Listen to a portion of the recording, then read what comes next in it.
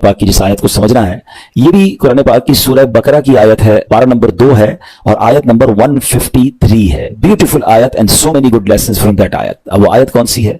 बिस्मिल्लाहिर रहमानिर रहीम, या अय्युहल्लज़ीना आमनुस्तईनु बिस्सब्रि वस्सलाह इन्नल्लाहा मअस्साबिरीन। तर्जुमा इसका क्या है? ऐ ईमान वालो, सब्र और नमाज से मदद मांगो, बेशक अल्लाह साबिरों के साथ है। अब यहां बहुत खूबसूरत बातें हमें सीखनी है कि सब्र और नमाज से मदद मांगो। कुरान हमें रास्ता बता रहा है कि आपको हेल्प चाहिए तो सब्र और नमाज के जरिए आपने हेल्प लेनी है। अब इसका मतलब यह हुआ कि इबादत की अदायगी, गुनाहों से रुकने और नफसानी ख्वाहिशात पूरा न करने पर सब्र किया जाए। और नमाज चूंकि तमाम इबादत की असल है, अहले ईमान की मेराज है, अल्लाह और बंदे के दरमियान एक ब्यूटीफुल कॉन्टेक्ट है, तो इसलिए इससे भी मदद तलब करने का हुक्म दिया गया है। यह भी याद रहे कि बदन पर बातनी आमाल में सबसे सख्त सब्र है और जाहिरी आमाल में सबसे मुश्किल नमाज है। ये बड़ी अहम बात है। कुछ आमाल वो हैं जिनका ताल्लुक दिल से होता है, इंसाइट होता है। इंसाइट आमाल में सबसे मुश्किल काम क्या है? सब्र करना। और जाहिरी इबादतों में, जिस्मानी इबादतों में सबसे मुश्किल काम क्या है? नमाज पढ़ना। तो ये दो अहम काम दिए गए कि सब्र और नमाज से मदद चाहो। अच्छा, अब हम देखते हैं कि सब्र और नमाज से मदद मिलती कैसे है और सरकार दो आलम सल्लल्लाहु अलैहि वसल्लम का इसमें क्या मामूल था, आप जरा सुनिएगा। अब नबी पाक अलैहिस्सलाम का यही मामूल था। हजरत हुज़ैफा रज़ियल्लाहु तआला अन्हु फरमाते हैं, नबी करीम अलैहिस्सलाम को जब कोई सख्त मुहिम पेश आती तो आप अलैहिस्सलाम नमाज में मशगूल हो जाते। जब मैं खुद इस आयत की कुछ दिनों पहले तैयारी कर रहा था तो बड़ा एक नया बाब आंखों के सामने खुला कि यकीनन जब हम प्रॉब्लम में आते हैं, हम दुआ भी करते हैं, हम लोगों से भी कहते हैं, मगर क्या डायरेक्टली हम नमाज की तरफ जाते हैं? हालांकि कुरान ने हमें प्रॉब्लम्स का सॉल्यूशन क्या दिया है कि सब्र और नमाज से मदद चाहो। अब आगे चलें। हजरत उमर फारूक का भी यही अमल था कि कोई मुश्किल दरपेश आती तो आप रज़ियल्लाहु तआला को, अगर कभी इस्लामी फौजों के आने में ताखीर पता चलती, यानी आप चूंकि जंगों के लिए फौजों को रवाना करते थे, बहुत शानदार स्ट्रेटेजिक प्लानर थे, तो अब फौज गई और एक्सपेक्टेशन ये थी कि फलां टाइम को वापस आ जाएगी। उस जमाने में टेलीफोन तो था नहीं, इंटरनेट तो था नहीं कि लोकेशन शेयर हो जाएगी, ये कॉल आ जाएगी कि सर हम यहां रुके हुए हैं। अब टाइम हो जाता और फौज वापस ना आती ना, तो आप अब उसको क्या करते? क्या पता तो नहीं क्या हुआ उनके साथ, खैरियत से आ जाएं, तो आप नमाज में मशगूल हो जाते, नमाज के लिए खड़े हो जाते। अब क्या हमारे साथ कभी ऐसा होता है कि हमारा बच्चा कहीं गया है, उसकी खबर नहीं आ रही, या कोई चीज हमारी आनी है अभी तक पहुंची नहीं है, या कोई अच्छी न्यूज नहीं आ रही है, तो हम क्या उसके लिए नमाज की तरफ जाते हैं? ये नबी पाक का हमेशा मामूल रहा। हजरत अब्दुल्ला बिन मोहम्मद हनफिया रहमतुल्लाहि तआला फरमाते हैं कि मैं और मेरे वालिद एक अंसारी रिश्तेदार के पास इयादत करने गए। जब नमाज का वक्त हुआ तो उन्होंने अपने अहले खाना में से किसी को पुकारा कि ए लड़की, वुजू का पानी ले आओ और हमारे लिए नमाज में राहत पहुंचाओ, नमाज पढ़कर मैं राहत पाऊं, जल्दी से वुजू का पानी ले आओ। तो कहते हैं हमने उन अंसारी शख्सियत के अल्फाज पर बड़ा ताज्जुब किया कि नमाज से राहत कैसे मिलती है। तो उन्होंने कहा, मैंने नबी पाक अलैहिस्सलाम को फरमाते सुना है, ए बिलाल खड़े हो और हमें नमाज के जरिए राहत पहुंचाओ। And it means namaz is the relaxation for all of us. Namaz is the way to solve your problem. आपको जब कोई प्रॉब्लम आए ना, आप अल्लाह की बारगाह में नमाज के लिए खड़े हो जाए। मकरूह वक्त नहीं है, आप नवाफिल पढ़ना शुरू कर दें। आप देखिए नमाज हेल्प करेगी आपकी, नमाज से आपके लिए राहतें हो जाएंगी। आपकी हज़रत अब्दुल रहमान बिन औफ कितने बड़े सहाबी हैं रज़ियल्लाहु तआला। ये वो सहाबी हैं कि जो अशराए मुबश्शरा में से भी हैं, and he was billionaire on that time. सबसे अमीर सहाबा में जो नाम आते हैं हज़रत उस्मान गनी और हज़रत अब्दुल रहमान बिन औफ रज़ियल्लाहु तआला के नाम आते हैं। आपका एक बार बेहोशी, गशी तारी हुई, ठीक है, अनकॉन्शियस हो गए आप, तो आपकी वालदा ने क्या किया? आपकी वालदा, लोग समझे कि आपकी जान निकल गई है, आपकी वालदा मस्जिद की तरफ चल पड़ी ताकि वहां जाके नमाज पढ़ें और उससे मदद हासिल करें। जब हज़रत अब्दुल रहमान बिन औफ को होश आया ना, तो लोगों ने कहा कि आपकी तबीयत कैसी है? तो आपने कहा क्या मुझ पर गशी तारी हो गई थी? हैं? तो कहा जी। तो कहते हैं बेशक मेरी बेहोशी में मेरे पास 2 फरिश्ते आए और कहने लगे तुम चलते नहीं कि हम तुम्हें खुदा की बारगाह में ले जाएं और तुम्हारे बारे में फैसले लिए जाएं। दूसरे फरिश्ते ने कहा इन्हें लौटा दो, ये उन अफराद में से है जिनके लिए इनकी माओं के पेट में ही सादतमंदी लिख दी गई थी, और अनकरीब अल्लाह ताला इनके जरिए इनकी औलाद को जब तक चाहेगा नफा देगा। उसके बाद आप रज़ियल्लाहु तआला 1 महीना मजीद जिंदा रहे, उसके बाद इंतकाल हुआ। तो पता चला कि आपकी वालदा ने नमाज पढ़ी, अल्लाह से मदद मांगी और आपको अल्लाह ने एक नई जिंदगी अता फरमाई। तो आप अपनी जिंदगी में इस प्रैक्टिस को, आज इस आयत से देखिए, हमें करना क्या है? हम जो बयान में आए तो सिर्फ बयान नहीं सुनना है, हमने अल्लाह ने मुझे कहा क्या है, हम इस टॉपिक को लेकर इसीलिए चल रहे हैं ना कि मेरे रब ने डायरेक्टली मुझसे क्या बात की है। तो आज इस आयत में ये लेसन मिल रहा है कि जब किसी प्रॉब्लम में है, कैलेमिटी में है, तो अल्लाह की तरफ जाना है और नमाज से मदद चाहनी है। वस्तईनु बिस्सब्रि वस्सलाह। अच्छा, अब आप देखिए प्यारे आका की नमाज की कैसी आदत थी। बादल गरजते थे, आंधी चलती थी, है किसी किसी बुरी खबर की इतला आ रही होती थी, नबी पाक नमाज की तरफ चले जाते। अच्छा मुझे बताएं नमाज इस्तिस्का क्या है? बारिश नहीं हो रही है, प्यारे आका नमाज पढ़ा रहे हैं।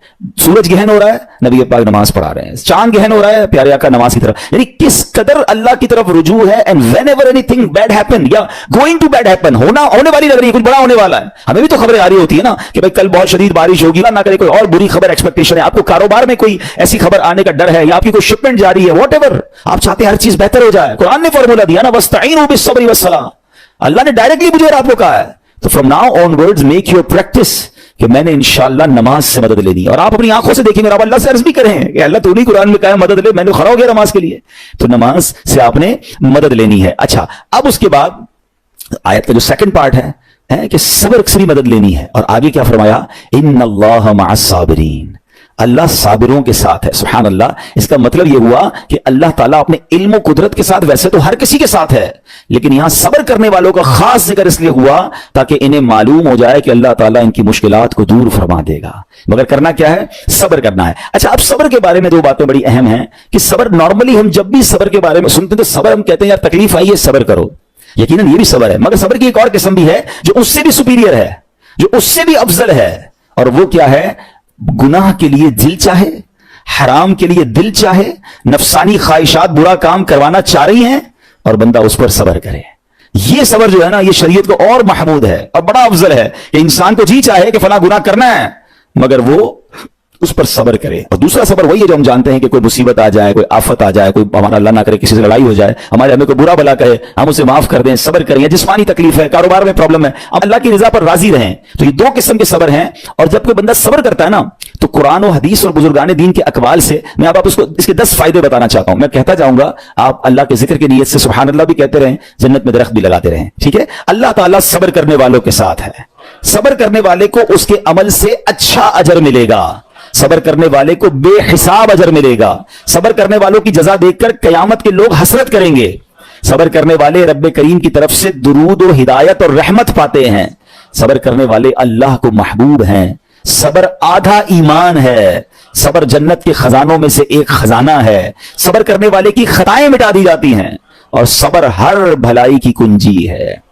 अब आते हैं इन दोनों सब्र को थोड़ा सा डिफाइन करते हैं। एक नफसानी ख्वाहिशात, गुनाह का जी चाहता है, क्योंकि नफ्स है ना, वो तो हर वक्त मौज मस्ती चाहता है, वो तो हर वक्त चाहता है जनाब बस ये भी काम कर लूं, वो भी कर लूं। अब मुझे ये देखना है कि मेरा ये काम अल्लाह को राजी करेगा या रब को नाराज कर देगा। लेकिन जो नफसानी ख्वाहिशात पर सब्र करता है ना, गुनाह से अपने आप को बचाता है, कुरान क्या कहता है, व अम्मा मन खौफ मकाम रब्बिही व नहन नफ्स अनिल हवा फइन्नल जन्नत हियल मअवा, और रहा वो जो अपने रब के हुजूर खड़े होने से डरा और नफ्स को ख्वाहिश से रोका, तो बेशक जन्नत ही उसका ठिकाना है। दिल चाह रहा है, शैतान कह रहा है कर ले, कोई देखने वाला नहीं है, इलाका भी चेंज कर लिया, शहर भी तब्दील हो गया, nobody here to watch you, मगर अल्लाह देख रहा है। अच्छा नॉर्मली अगर गौर करें गुनाह करते क्यों हैं, जितने भी गुनाह है, what ever the list of गुनाह उठाइए, कोई शराब पीता है, कोई बदकारी करता है, मादल्ला, कोई जुआ खेलता है, कोई जनाब बेहयाई करता है, गंदी चीजें देखता है या झूठ बोलता है, वॉट एवर, इन तमाम गुनाहों में थोड़ी सी लज्जत है, टेस्ट, ठीक है।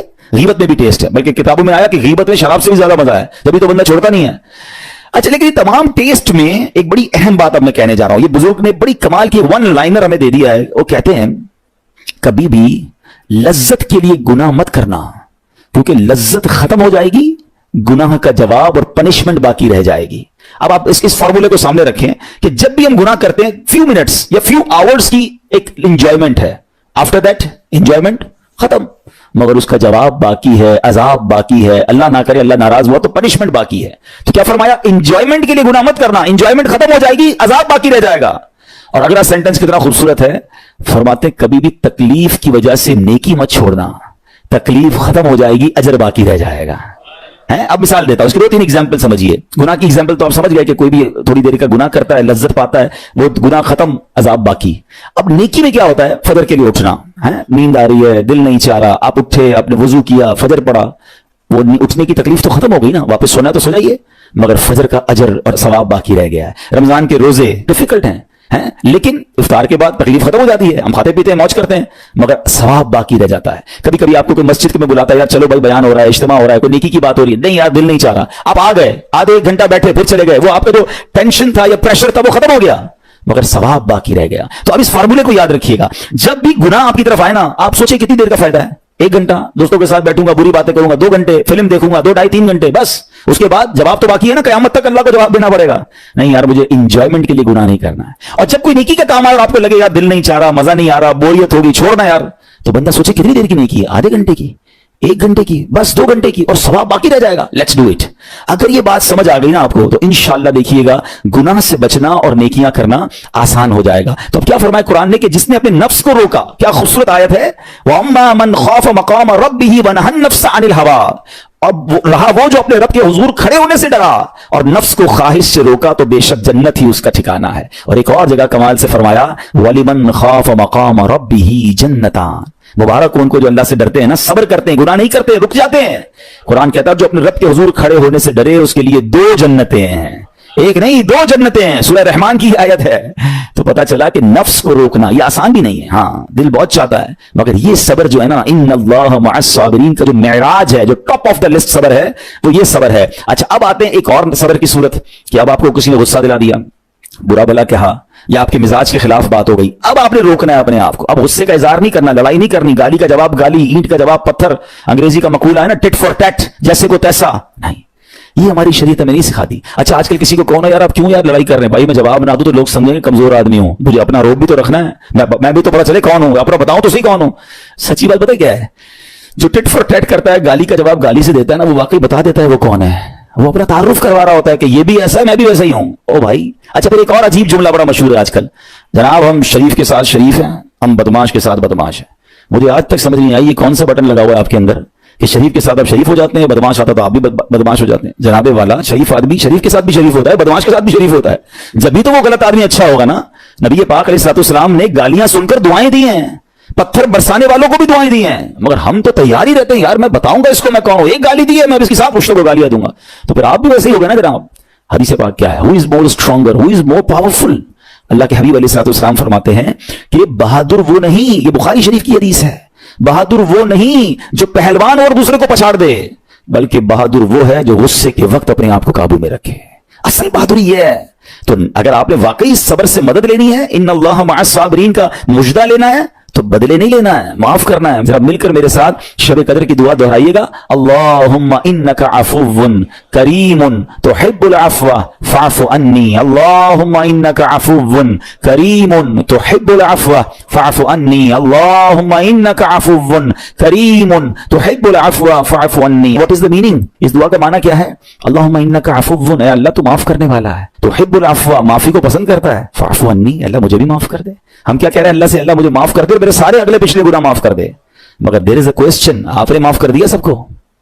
बंदा कहता नहीं मैं तो इंतजार में बैठा हूं, मैं तो मौके की तलाश में, बस मौका मिले फिर बताऊंगा मैं कौन हूं। हाथ में आ नहीं रहा बंदा, ट्राई कर रहा हूं किसी जगह आ जाए, बस कोई इसके पैसे वैसे आ जाए, कोई इसका मामला मेरे पास आ जाए, बस फिर देखो क्या करता हूं। बैठे इस इंतजार में बैठे बहुत सारे लोग, कमाल है यार।